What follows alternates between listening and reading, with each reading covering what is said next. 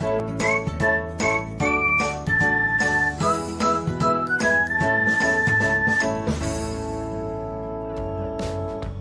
everyone, welcome back to another episode of Technologyglance.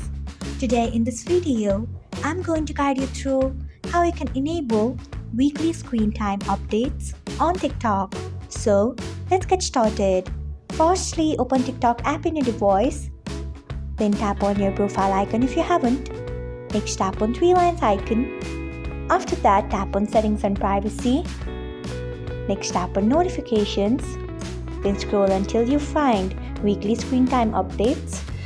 Then turn on it by tapping on it. So this is how you can enable weekly screen time updates on TikTok. Thanks for watching. If you found this guide helpful, we would love it if you hit the thumbs up button below. We upload great new tech tutorials like this one every day. So do not forget to subscribe to our channel and hit the bell icon so that you will never miss another update.